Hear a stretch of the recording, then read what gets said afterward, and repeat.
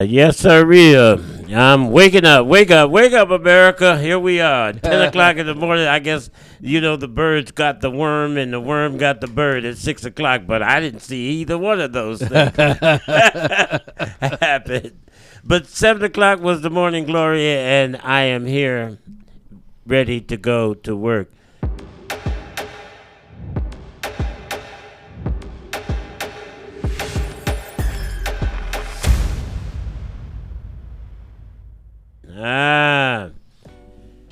Is you ready?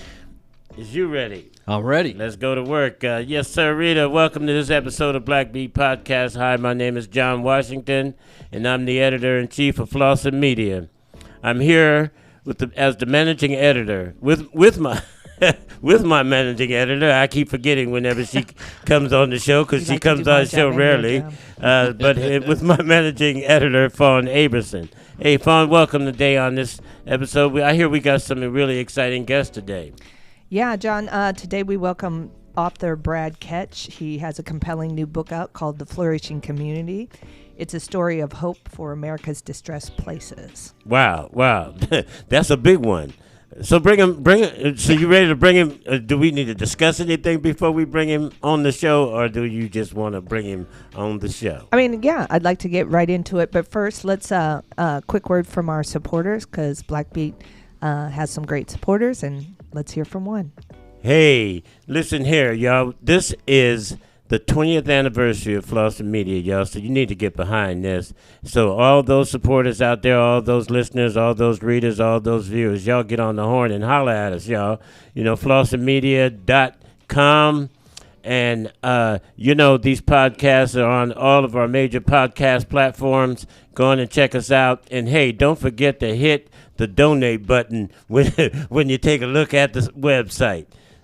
Did I miss anything, Miss Aberson? I don't think so. Just subscribe and like our channel, please. Tired of high gas prices? Save money on your transportation costs with TriMet's reduced fare transit card. If you meet income requirements, you can get your first month free while you enjoy unlimited rides on buses and trains anywhere TriMet goes. That's 1 month free, a $28 value when you sign up today for TriMet's reduced fare card. We'll help you travel smarter and make your money go further no matter what the price is at the pump. Visit TriMet.org/save to learn more and apply today. That's TriMet.org/save. TriMet. How life moves. So I'm excited about this Brad character that you just brought on deck, and I was reviewing that book, and there are some things that he said in that book that was really interesting. So you want to come on? Let's jump on into this. Yeah. So obviously, every issue of Flossing Magazine, we have something called the book remarks section. So we thought this would make a great addition to that. Our issue is on technology, right? So we take a deep dive into technology. And even though your book isn't about technology, Brad, you've had a 25-year career in technology prior to getting involved in poverty and justice work, right? So what was the bridge? Where was the bridge? There was no bridge. Brad? There was a cliff. Oh, is that there Brad? Was a cliff. That's Brad. There was a cliff. Oh, was it? And then there was a climbing up the cliff on the other side. Yeah, so talk to us, Brad, a little bit how about your background, how that got started, and how you made the divide into this kind of work. Well, first of all, I'm just so delighted to join you all today. I'm just really excited about reaching out to your readers and viewers and listeners. Because there's so much exciting things happening in Portland, in the African-American community today. Man, is that what you call the excitement? It seems like a whole lot of land shifting to me. Oh, man. It's but my background to your question was I'm from here. I'm from Portland. I'm from the east side, a Centennial High School graduate, back when the east side of the county was basically white flight, middle class. All of the diversity in Portland was down here. Yeah, northeast. Right. And because of the policies of the city, all of the diversity, the low-income folks, the struggling folks, worked their way out to the far east, out into the numbers. And I was gone for 20 years. We lived in Chicago and Birmingham and Cincinnati and all over the place, but while I pursued my tech career. Right. But in 2008, you might have read there was a little adjustment in the stock market. You think? Too big to fail. Oh, yeah. I remember that time. Yeah. Yeah, Oh, my maybe gosh. change careers. Hey, younger listeners, look it up. Yeah. Yeah, Man. between 8 and 10. So my company tanked, and Lynn and I were wiped out personally. I mean, it was a traumatic thing, but we had always had a goal. We had always had a goal to get involved in poverty issues, to get involved in community development type issues as our second half, if you will, like after our sons were raised and out of the house. Well, all of a sudden, we were at that time, but we weren't coming to it from a position of power or financial success. All of a sudden, we had a fundamental decision to make. Are we going to go forward with that, or are we going to rebuild my career somewhere else? Wow. And we've never made major decisions based on money. Man, that's So fascinating. we decided we're going to go for it anyway. And Well, for the money or the decision? to go for a life change into this kind of work. Gotcha. And so instead of coming to it from a position of power and the power imbalance, we came to it from a position of identification. And you know what? I would not have it any other way in retrospect. Wow. You know, sometimes in reading this book, so great, powerful opening, right? Started with a knock on the door for you, right? But sometimes, Brad, what I'm fascinated by reading this whole book is I can see your technology brain in processing. Totally. You know what Yes. I mean? And I think that's what made it so such a great read. Oh, thank you. It almost read like a movie to me. I was like, is there a movie in that? Hey, any script writers in was this it- audience? you I'm think trying he to was? tell you. You think he was early in the notion about how we're today looking at AI and all those things to improve, in association with community development and all that kind of Well, stuff? He would sound like he was before his time. Yeah, that's a great question. And artificial intelligence, I would say more like, project management. Well, okay, I'm going to challenge both of you. It's Okay. It's neither. Here's where the technology thing comes in. Is in the tech industry, we always think about systems, Yeah. ecosystems. You don't just create a product and launch it and say good luck. It's got to fit. It's got to fit. It's got to work with Microsoft or Apple or whatever. Yeah. Anyway, that ecosystem thinking is what we brought to the distress of this community. Wow. Okay, so and here's the logic, it's real simple. If people in Rockwood are dying 10 to 15 years shorter lives than people in downtown Portland, just 5 miles down the road, 10 to 15 years shorter lifespan, what the hell would have to happen for that neighborhood to be that way? It's a systemic failure, and it's not just one system. It's all of them. Oh, yeah. Right?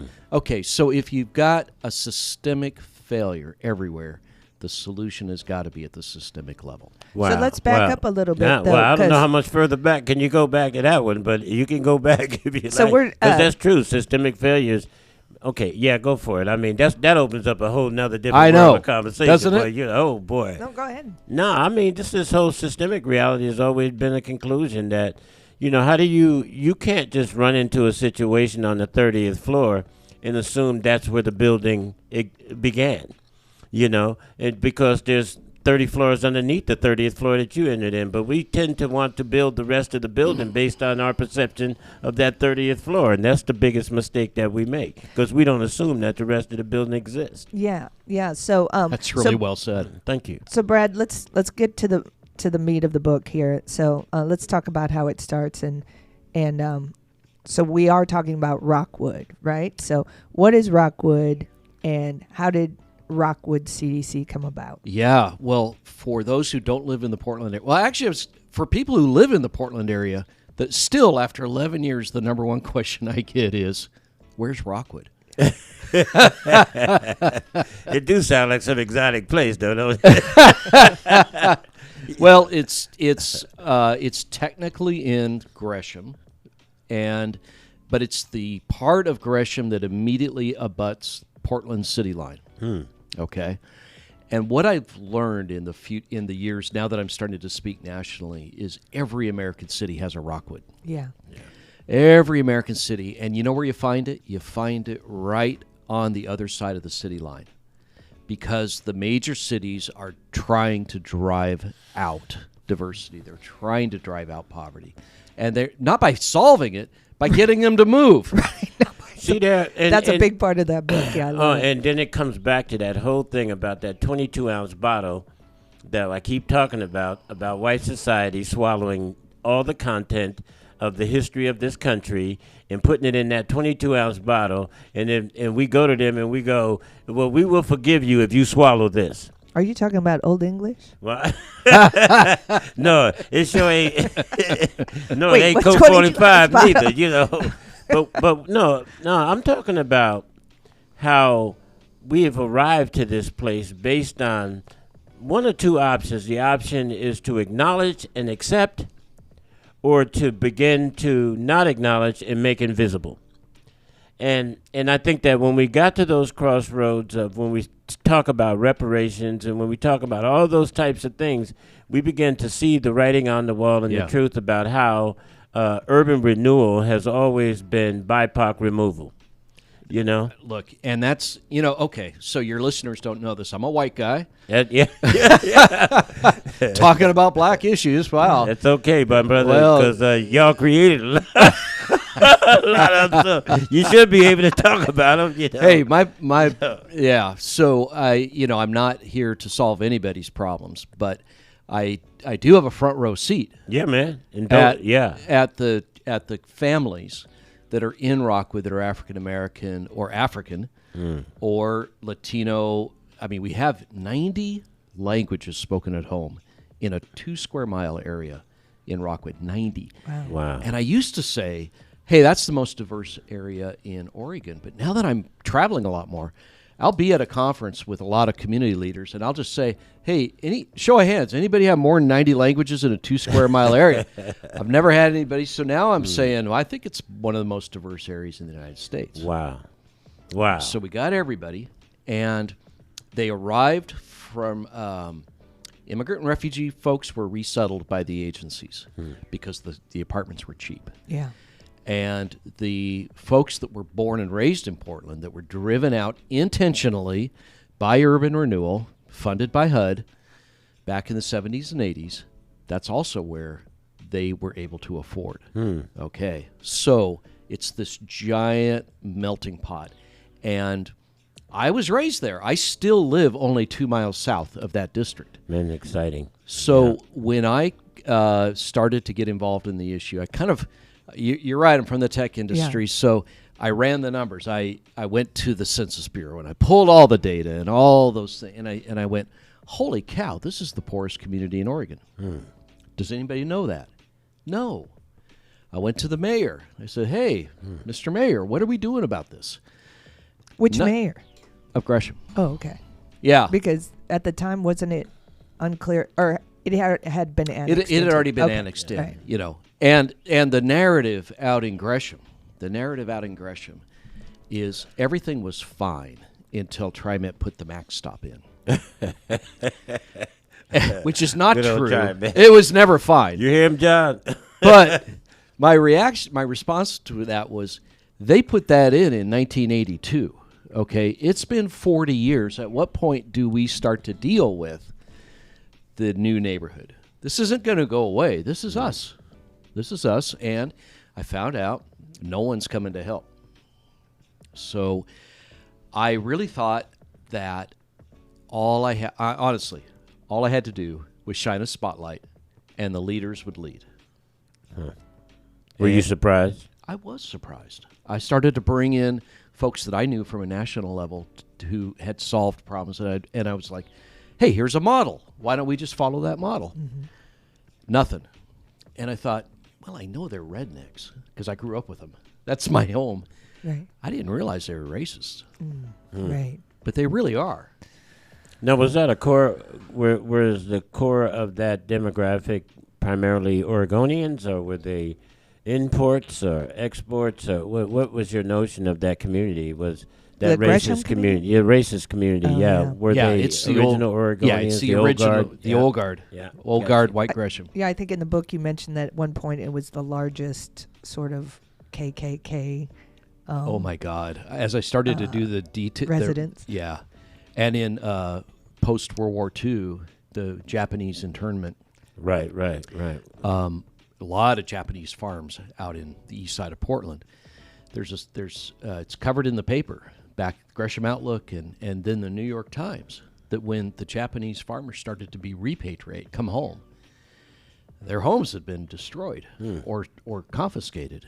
And these are American citizens. The mayor of Gresham held a rally to whip up anti-Japanese sentiment. This is after the war, and it was so bad the New York Times covered it as like, I think the KKK is alive again in Gresham, Oregon. Yeah. Now, I grew up there. Did I ever hear a word about that? No. Yeah. Wow. It was stealth, even to you, huh? Total stealth. Wow. Total stealth. That's the Oregon way. Let's just not talk about it. You know, there was a writer named Jessica Milford, and I know, and I want you to continue this story, but it's just so interesting when you get to these intersections. And I remember because Jessica Milford was a civil rights activist from England, and she wrote a book called The Overt versus Covert Forms of Discriminatory Practice in the United States, and how the East was more overt and how the West was more covert. Yes. And how they approached it. So, but anyway, I didn't mean to interrupt you on that side of it, but it just really brought back that notion of how we still exist today, that it just seems like it's so liberal and so open, but there's a covert underbelly. Well, I mean, I'm not here to talk about partisan politics. But anytime you want to dance, big fella. But I mean, there's a lot of dirt on both sides when it comes to poverty issues. Basically, neither side are serious. Interesting. Right. I love it in the book, and we can just jump around a little bit. So, you getting into this work really started with a knock on your door from a young Hispanic fellow named Ronaldo. And he had been beaten up. You know, I live in a nice place. It's a bit of a country estate feel south of Gresham. Cool. And I was going to go lift weights with my friend. It was about 5 a.m. Knock at the door, and nobody knocks on my door. Okay, right. I open it up, and there's this Latino kid, Ronaldo. He had been beaten up in a drug deal that had gone bad, and they had dumped him off in the rose bushes on the road. Wow. And he's cold. It's 5 a.m. He's beat up. And I go, oh, my God, what? I'll call the police. Oh, don't do that. Can you just help me figure out how to get home? Well, at that time, my buddy was pulling up because we were on our way to go lift. And I was like, all right, we'll give you a ride. I'm not sure I would have given him a ride. If your buddy hadn't been along. I'll be honest. You know, it was a little, shady at best. Yeah. Also, a pretty bold move, despite being in distress, for him to knock on your door. Like, 'cause he was desperate. Yeah. But I was callous. I was just a rich white guy. Yeah. Yeah. And so we took him home and into Rockwood, into the heart of it, which I had not been into in years. But I had actually I had worked at the Fred Meyer before they tore it down, and that site is in visible range to his apartment. So I was like, wow, this place has changed a lot. And it really bothered me, actually. I was like, what the hell happened here, and why don't I know it, and why isn't anything being talked about or done? Yeah, I think you're pointing out, like, you dropped him off in some apartments, and across the street were some strip clubs. Oh, yeah. Human sexual trafficking, narcotic business. It was all around this kid. And it occurred to me he stood zero chance. Wow. Zero chance in life. And so... Well, it was compassionate of you to step into the gap, man, and do what you needed to do. But that made the turn for you, though. I don't know if it was compassion. I was more pissed off. Like, this is just a waste of human life. And these are solvable problems. Who's doing anything? Yeah. And the answer was nobody. How old were you when you had that question about who's doing anything? Well, this was 11 years ago. Wow. So you were pretty much an elderly. You were an adult at that time, Sure. looking at that question. Sure, I should right? have known. Yeah, I should have known better because I've always been kind of around poverty issues, like through church and things like that. But I really didn't have a clue, and so all of a sudden, I was pissed because the numbers were screaming out that there are people who are dying 10 to 15 years younger. They have terrible health outcomes. They have terrible educational outcomes. There's violence. There's displacement and distress. There's failed families. You go on and on and on. And apparently in Portland, that was fine, you know? Yeah, I mean, it's interesting how you really dissect the problem, Brad. And you talked about, I love some of the words that you got in there, was poverteers, right? Poverteers. So when you started to say, all I have to do is, raise awareness to this issue, right? They probably just need somebody like me to go to the city hall. Pretty maybe much. bring a plan and some good ideas, and off and running will go. But in the book, you really started saying this word povertier comes up throughout that, and basically explain to us the What's the povertier definition of system. povertier? Yeah. Well, we coined that word for this book. Right And on. it's the combination of profiteers and poverty, people who make money off poverty. And the idea is that, poverty is a business. It's an Yeah. industry. Yeah. The poor are not the beneficiaries of Poverty Inc. They are the raw materials. Some of y'all might be getting uncomfortable out there. It is there. The beneficiaries of Poverty Inc. are the people who own the systems that keep them down. And those systems are designed to keep them down. Now, when Wow. I read this in that book, Brad, I thought, boy, he must have some enemies. Ha! Well, most of my enemies are illiterate, Well, that's a good start. so they don't know what I said in the book, but they're going to hear it now. Yeah. They're the poverty pimps is what we used to call them. Yeah, I mean, I think You know. one site you had a conversation with somebody, and you cited an example in the book about the Albina area. Yeah. Right? Yeah. And basically that, was it somebody who had been running for office? No, or some he was a city councilor of Portland. city councilor of Portland. And He came to me one day because he said, I said, I was trying to be nice. Mm-hmm. Back when I was trying to be nice. Didn't get me anywhere. Too many punches. Didn't get me anywhere to be nice. But I said to him, well, what do you think about the unintended consequences of you moving everybody out of Albina? I thought that was a gracious way to say, what do you think about the disaster, And he snorted. He goes, there's no unintended consequences. We knew exactly what we were doing. Ooh, did y'all hear that down low? Did you all hear that? And I couldn't believe it. I honestly thought, I think this guy's lost it. They didn't intentionally do it. And a few years later, I was at a national conference, and there was a guy from HUD, Housing and Urban Development, that was sitting at my little table at the conference. And strangely enough, he was the HUD guy for Portland back in the 70s and 80s. And I said, interesting. I have a funny little story for you. Could this possibly be true? And he goes, of course it was true. It was it was an intentional, because Portland was given money if they solved poverty. And their way to solve poverty was to move poor people out. And one poor person moving off of the city limits means inside the city limits, the incomes went up one little bit. Wow. And that was as cynical as it could be. And they did it. And they got away with it.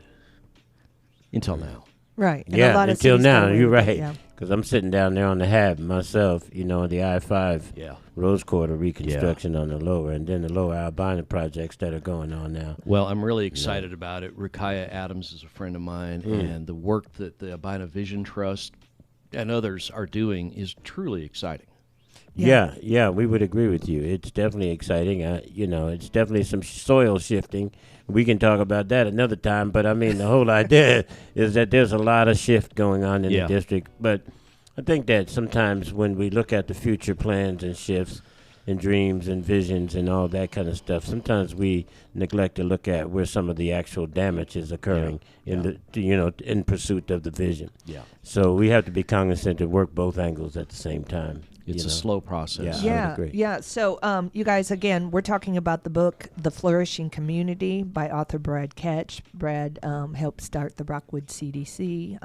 He was the director of it at one point. We'll go co-founder with my wife, Lynn. Yeah, with your wife, Lynn, who's in the medical field, right? Healthcare field, I should say. Yeah. During these years, we were sort of preparing and hoping to get into working on poverty or community issues. She went up to Oregon Health Sciences University and got her certificate in public health. Right on. So that we could, and then she taught me everything. Usually they do. I was just a capitalist from the tech industry. She was like, there's this thing called social determinants of health. I'm like, what is that? Those people with feelings. I know what are social determinants of health? Yeah. Ugh. And the idea that she brought to the fold was that the zip code that you live in has way more impact on your health than any personal choices you make about your health. Wow. Yeah. And I was like, nah, I'm all about personal choice and responsibility. Oh. And she's like, well, I mean, you can do that all you want, but if you're living in an environment where there is no access to a clinic, where tobacco food desert, tobacco products are right on the counter next to the candy at the local convenience store, etc. You really don't stand a chance. And she's right. Yeah. Oh man, some of the issues of this book had me so like I said, Brad, I felt like I was watching a movie at some point of it, right? And we're part of the Soul District Business Association too, so we're no strangers to having to roll up your sleeve and try to get the attention of the systems in place to raise some red flags, right? And just feeling like it's raining on deaf ears, right? Right. But I was talking with John about some of these things in our book, and John, he was watching me read it at times, right? And I was like, oh, this is I feel like music to my ears when you were talking about relief versus development versus betterment, so back to the poverty or kind of systems, and of course we always need relief, right? Always. People need aid, right? But it's not sustainable to just be giving relief. We really have to bring development and betterment to that. Can you speak to that a little bit? Yeah, we really do. As I started this, I didn't intend to start an organization. I actually found all the nonprofit leaders and said, well, how can I help? And what I realized, though, after 80 of those conversations, 80, that the vast majority of the work in Rockwood was relief services for our neighbors. Almost no work was development with our neighbors, right? And to the extent that you can focus on development with the neighborhood, you're going to add a lot more value. Now, does that mean there's anything wrong with relief? Not at all. I mean, if a kid needs a coat, the kid needs a coat. But there was a lot of that already. What nobody was doing was thinking about how do you transform an entire community, right? Especially when your city doesn't want it transformed. Probably if I had known that second part, I wouldn't have done it at all. I'll just be honest with you. It's been really, really hard, and it was really hard for years. Yeah. But there's this little thing called COVID. Yeah, man. When it hit, Oregon Health Authority said to us, we know where the epicenter of COVID deaths will be in Oregon because we know the data, it's called a social vulnerability index. And it says it's going to be right there. So we need somebody to quarterback the play for the entire area. And it's not the city of Gresham. So would you? And millions of dollars started to flow in. Wow. And we got 500,000 meals out the door. And, millions of dollars of personal protective equipment and thousands of vaccines. And now that that's all kind of come and gone, at least I hope to God COVID's kind of come and gone, but at least the major crisis, we were able to create a platform organization, if you will. And today We're continuing with community health, but we also have some very significant work in economic development and housing. Right. And now it's spreading to all of East Multnomah County. Right, and that's called the Oregon Community Capital. That's the organization you started. Even before that, and we've got more time if you've got time. I've right? got time. I'll talk all day. Yeah, good, because prior to getting into that, I wanted to talk about you have a book, you have a chapter. So, and we can talk about, you describe this ecosystem of shalom, but in the book you also have a Black chapter. Yep. Right. And so tell us about what that was like for you. You described sitting in you were doing these sort of Rockwood Speaks, and you were bringing people together. So speaking of, like, I don't want to do for the community, I want to do with the community. Right. So one of your first steps was something your friend called he just box to soup or soup to box, what did or he call something that? Like I don't know. He just literally found African American people randomly in Rockwood and said, would you come to my house and we'll feed you dinner and we just want to talk about life in And who Rockwood. was this friend of yours? His name is Scott McCracken, and he's just a guy. He was a volunteer on our staff at that time. And asked me to come, and there was one rule, and that was he could pose questions. He had 4 questions for the whole group. But the 2 white guys in the room were not going to talk. We were there to listen. And it was a powerful night. By the way, the first time I met a guy who's now important in my life, Vince Jones Dixon. Vince is today a city councilor in Gresham. Called into that because he's trying to fix this issue in concert with us and others. Vince has just announced last week he's going to run for Multnomah County Commission for District 4. I think at this point, basically running unopposed. I hope he wins. I hope he's our governor someday. Vince is the real thing. He had a real personal story, right? Lost his brother. Well, he did. He's had a lot of loss in his life, a lot of tragedy. And in Rockwood. Rockwood. I was actually in my one of our early offices. It was a spring day. The door was open. I heard a gunshot, and I found out later, we put 2 and 2 together, that was the loss of his brother's life. Yeah. Wow. So that brought him So he was over here in Northeast. Yeah, right? he was up here. He was, he was minding his own business. And first time he ever stepped foot in Rockwood was to visit the scene where his brother was gunned down in a parking lot. And he came to us. We were doing a thing, we still do it, called Lunch and Learn. Yeah. Where we present what we think we know. We just so folks can make sense. Make sense of what's going on. He showed up with his adorable wife, and it began a journey for him. Yeah. And he decided that he could do something. In fact, he said, I really can't not do something. And today that's carried him this far, and I'm sure much farther in the future. Yeah, I love it. And John, it's a chapter called The Black Chapter. The Black Chapter. And then I he know talks that can about mean a whole lot of things, but it's where I tell the history. Because I'm not that good of an author. I've never written a book before. I thought, let's just take all the African American related stuff in this book and put it all in one spot, because quite honestly, it's unbelievable. Yeah. How bad the dominant white culture has treated African Americans in Portland historically and even to this very day. Gotcha. So can you describe something that came out of this? You call it, speaking of systems, shalom. Shalom. Yeah. So tell us. Well, that's a Jewish terminology. It is a Jewish term. Right, yeah, I had not particularly known it. Yeah. I was just fishing around for, what are we trying to accomplish here? And this Jewish term is translated approximately, I don't speak Hebrew, but I've been told, peace, but not just peace or absence of conflict. It's more like a fullness, a wholeness. People are flourishing. They're thriving.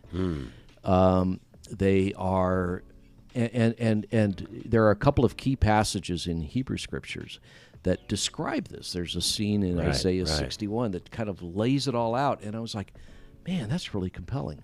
And so I decided we'll call it, we'll adopt that term. So you were in the book, I think you reference it, peace with self, peace with family, peace with community, peace with nature and environment, and peace with God. All 5 dimensions. Yeah. Right. And so those are the resources you tapped into in Rockwood, right? When you say let's improve not for, but with. Yes. So those are the Yeah. areas you started to develop, so And to you- speak. And, I didn't invent that, those 5 elements. Yeah. In the world of development internationally, the major organizations, whether they're religious or not, they talk about those 5 elements. Wow. So a lot of what we're doing is actually, a little secret here, because we're not that creative. We're actually taking things that we do, that Americans do internationally, that work. Huh. We just don't do them here. So we're kind of repatriating some of these techniques for development into our own low-income communities, and it works here just as well. So this Sunday, what was it? A Sunday afternoon, I was reading, getting through the chapters of your book, right? And there was some drama, right? Yeah. With the city of Gresham, Yeah. So you had fought to get rid of these strip clubs, fought to get rid of these check cashing places. We got them and closed stuff, down. and Yeah, I you remember had- this part of the conversation, but I remember during the time y'all was doing it. Yeah. Yeah. Right, and you were like, okay, and can we somehow, I guess, land bank, and you guys were, operating on films. You didn't have a lot of money in the organization. You had a No. lot of what you called social Capital. right? Social capital is way more important than money capital. And social capital is It's just the that you have relationships with important or powerful people, or just people who are a little further down the road. Maybe you have some knowledge, know-how of how to put together a better life for your kids. People who are financially poor, the sociologists tell us that they're also low in social capital. And someone like myself, as a white guy, his upper middle class, very high in social capital. And over time, if you're low in social capital, you will not probably develop wealth. Over time, if you're high in social capital, you probably will. And so the cool thing is you can help folks develop social capital. Mentoring programs, connections to businesses, connections to capital. In a lot of ways, all that we're doing is creating connections a relationship, and building relationships. Yeah. trust. Between this totally disconnected community and the resources that they actually need. CDC. Yeah. Tell us a little bit about it. That part that was. Go ahead. I figured you was going somewhere. Right. You got, So the reason I brought this up, because I'm reading this book, right? And so I'm not quite sure in your timeline where you worked for this NGO kind of thing. Yeah. But so you got into, got rid of some of the, distressing businesses that Yes. were leading to some of the, really The blight. the blight. Thanks, Mhm. John. Yeah. And hoping to start this kind of sunshine. Your vision was a school sunshine development, where all these organizations that were doing really good work, where your social assets could come together and feed in and out. And you had worked with this city development from Gresham, but the mayor, and there was some drama there. There was right? drama. And what did you call it? The "Let's Part as Friends" chapter. Well, that's what happened. Is I thought we were all on the same team. Yeah. But as it turns out, I was kicking into some hornets' nests I didn't know about. Yeah. And I was starting to threaten the Poverteers, including people on the city council and the mayor. And one day, phone call, can you come to City Hall and meet with us? Which was a regular occurrence. So, we go walking in there and, hi, how's everybody?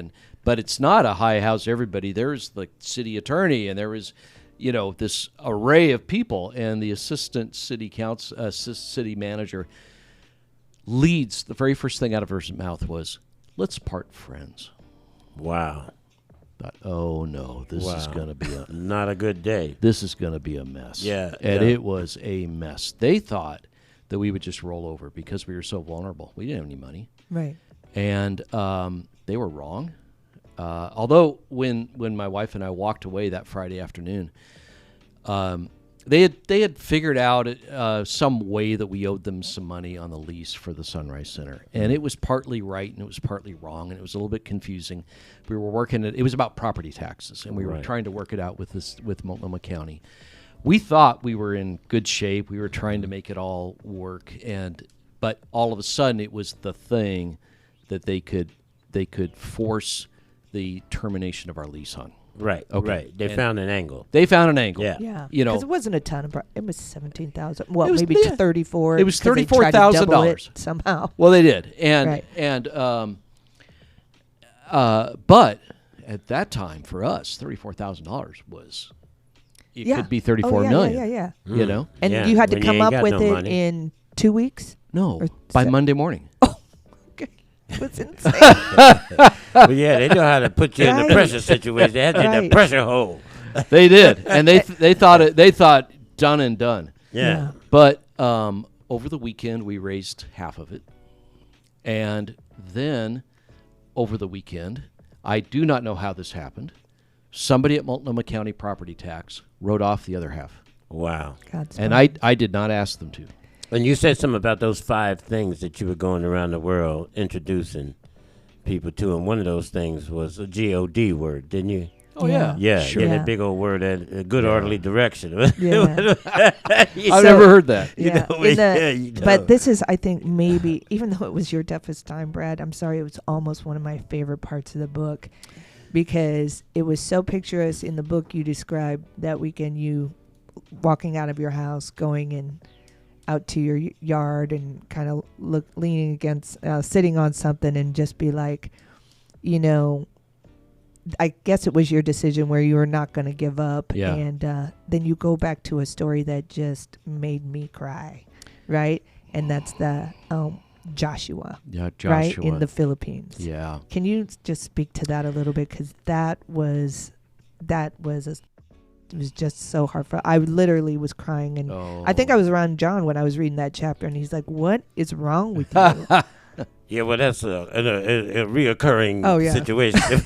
That's wrong with me. We'll keep on going. Every one of these books got a different kind of deliverable, right? You know? Well, you know, so in the timeline, I after my tech career tanked, and we decided to kind of revector our lives to poverty issues. For the first 4 years, nothing happened. I didn't work for 4 years. Wow. We're just living on savings because I had done well in the tech world. But it was just I guess it was just something I had to go through for it to settle in deep what was going to be the next phase of our life. And the first thing that happened is I got a phone call from a guy in Hong Kong I had never heard of or met before. He was the chair of the board of a non-governmental organization, an NGO, that was working with 100,000 ultra-poor Filipinos every year. Ultra-poor, right? $2 a day and below.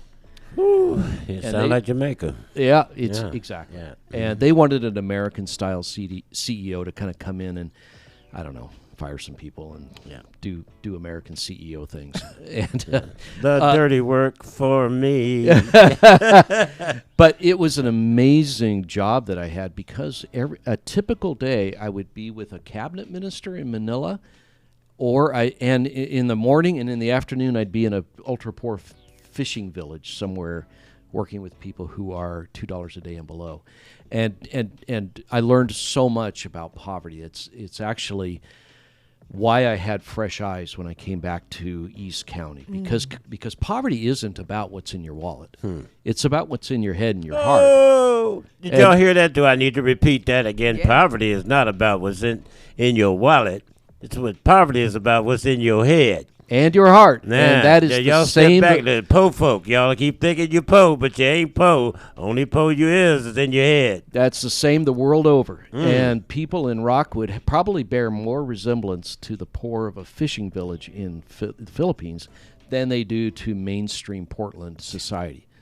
And that's I'm not condemning them or complaining about them. I'm just saying that's what I saw when I came back. I was like, oh, this is totally different than I thought. Yeah. Now, my organization was making a big difference.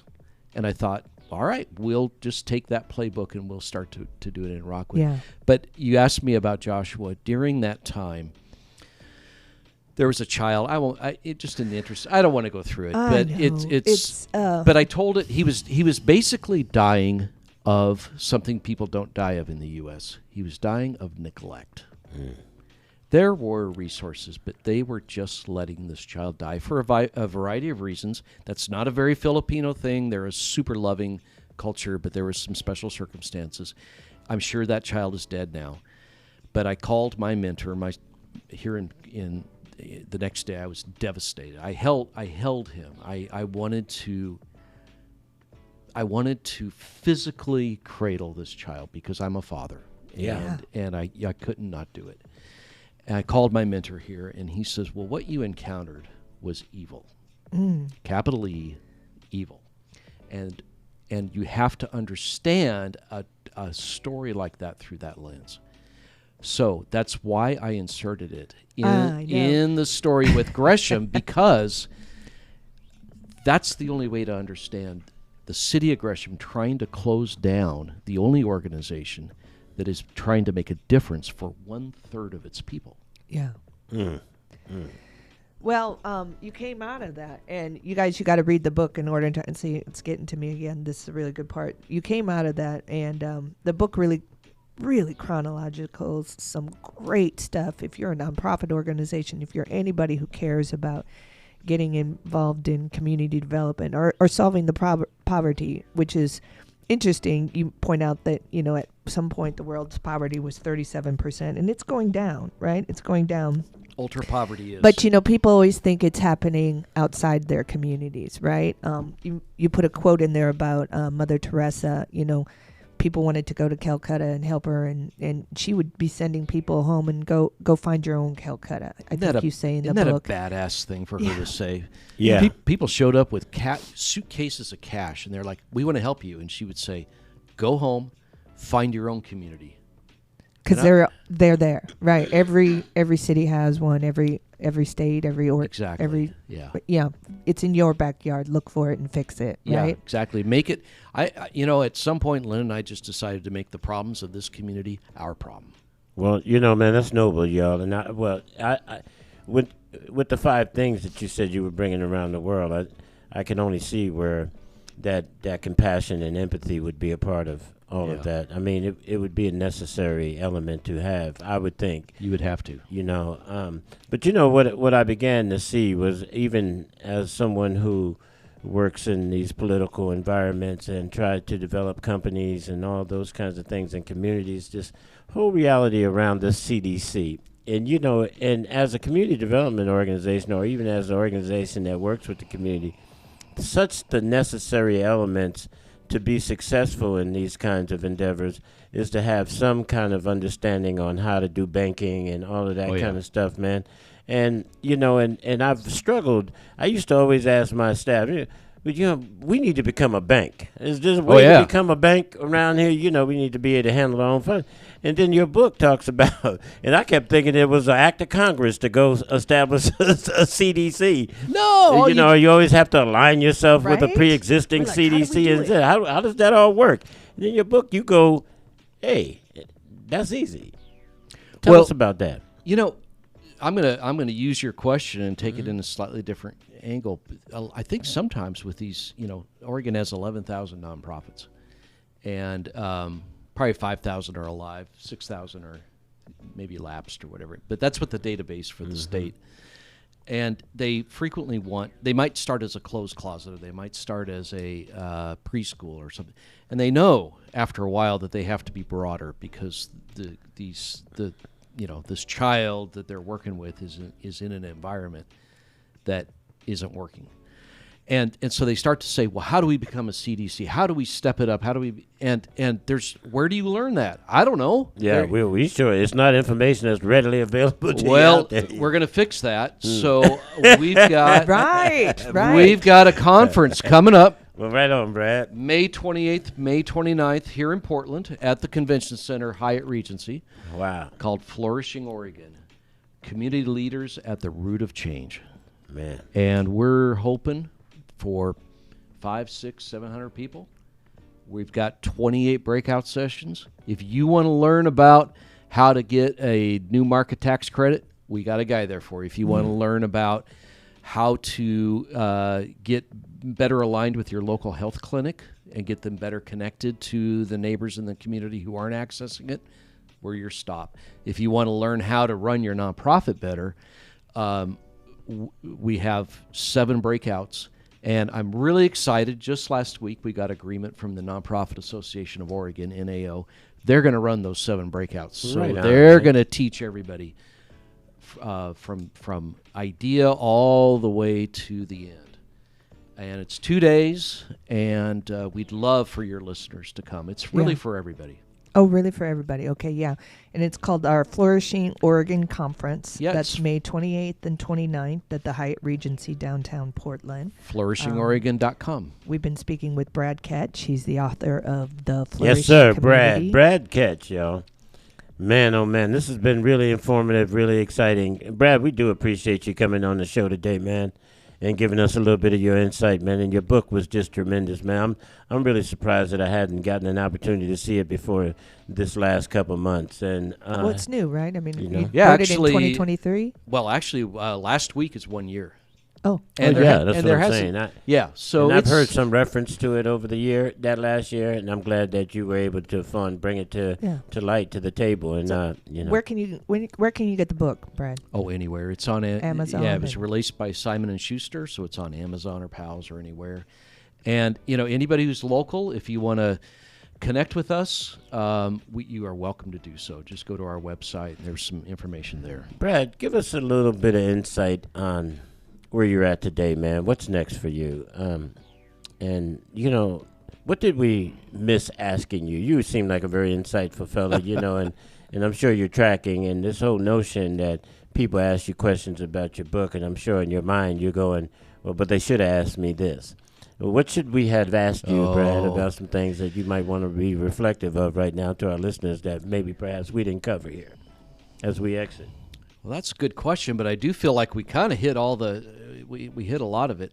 I guess I would just leave this with your listeners, that they really can do it. They really can make a difference in their community. And starting with conversations with their neighbors and then asking a question, what could we accomplish together if we were to we get organized a little bit, maybe get a little bit of cash in? What do we envision? And then let's take a first step or two. It is so powerful. It really is powerful. That's all we did to get started. And today we're a $9 million organization with 50 employees and growing rapidly. But at its core, almost every single day, there is a formal conversation going on with our neighbors in Rockwood. Right on, man. So that we're always tethered to the voice of the community. The voice of the community. Yeah, that's y'all hear that? The voice of the community. Welcome to Black Beat Podcast, y'all, where we take an unapologetic approach to the issues that affect our black community.